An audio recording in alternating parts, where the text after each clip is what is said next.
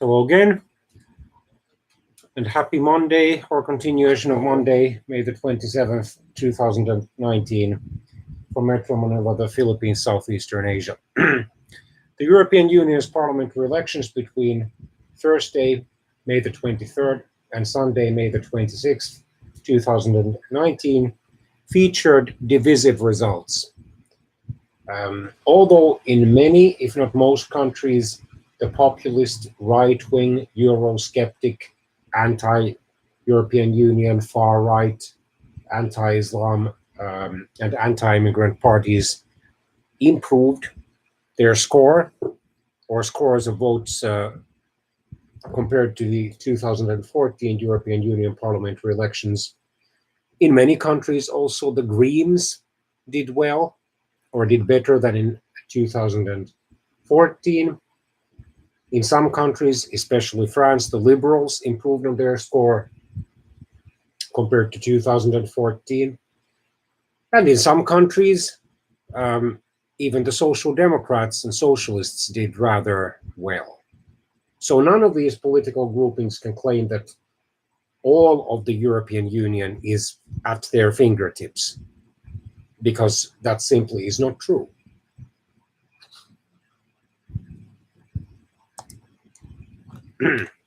According to the EU Observer, which is possibly an online or then an online and a paper magazine devoted to issues of the European Union, and this was written by Eszter Zalan, probably a Hungarian or a Hungarian-born journalist, and published today in Brussels.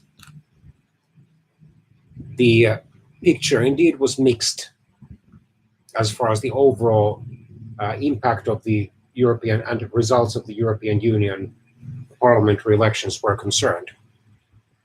Turnout was up after 40 years of diminishing interest in the European elections. Ever since in 1979, these direct elections started. Of course, from 1979 to 1989, they were still European Economic Community elections. Since 1994, they have been European Union elections.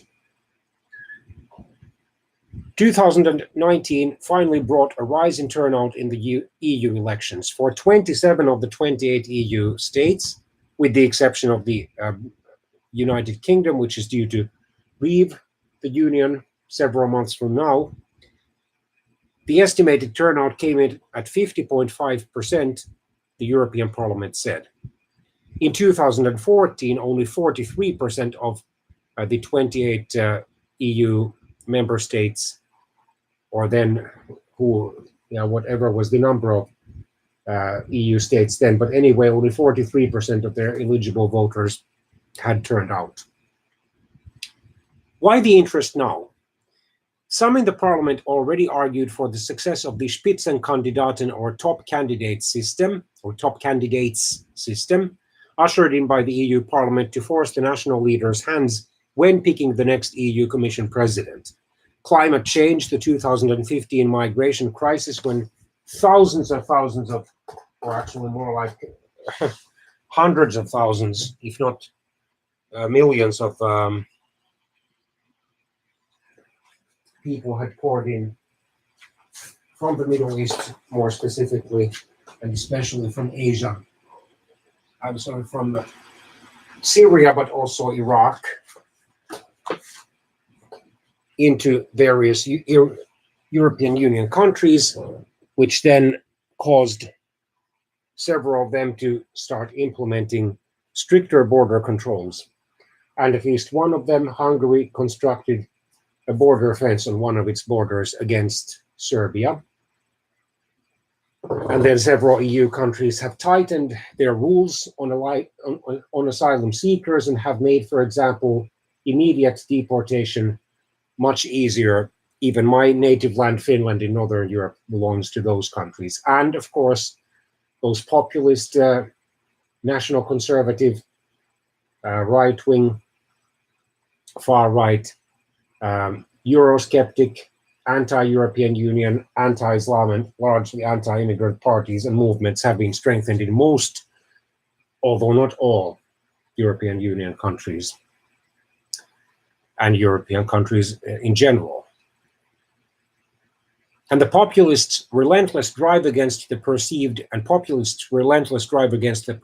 Brussels elite all contributed to the increasing interests of voters. Then we could say that many moderate parties suffered.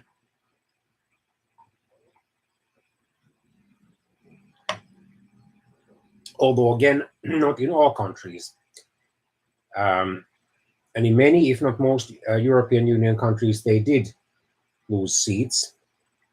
However, the populist right did not win everywhere. For example, in my country, Finland, the center-right, socially liberal and economically more conservative national coalition still came in first, albeit with only about 1/5 of the vote. With the next four parties, the Social Democrats,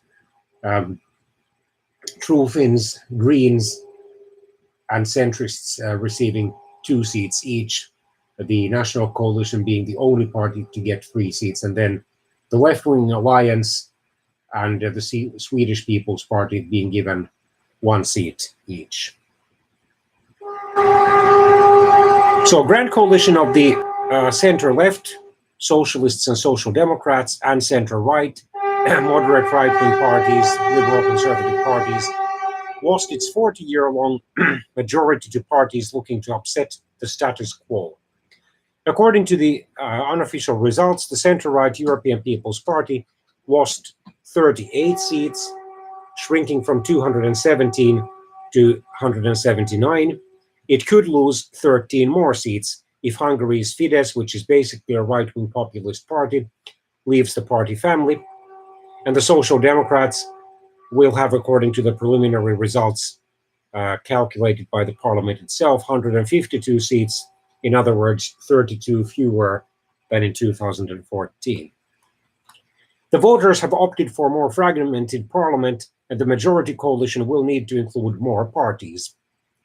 The European People's Party's lead candidate, German Christian Social Union's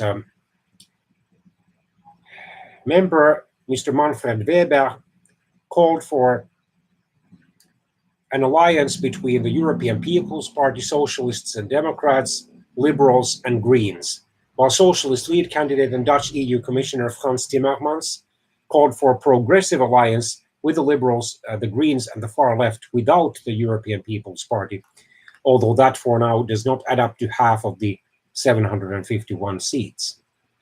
There is no stable majority against the European People's Party possible. My message is join the European People's Party, Weber said on Sunday night, May the 26th, 2019.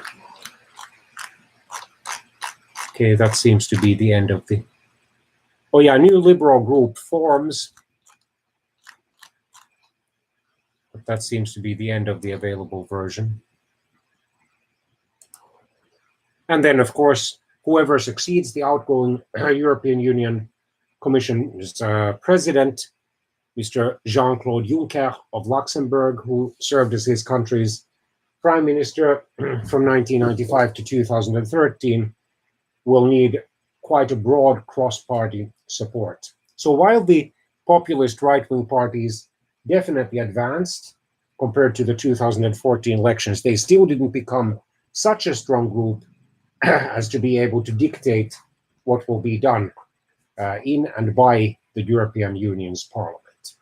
The pro-European Union parties are still in a majority, although that majority definitely lost tens of seats, or some seats anyway, due to the center-rights and center-left's combined losses, which, as the article pointed out, could still get worse.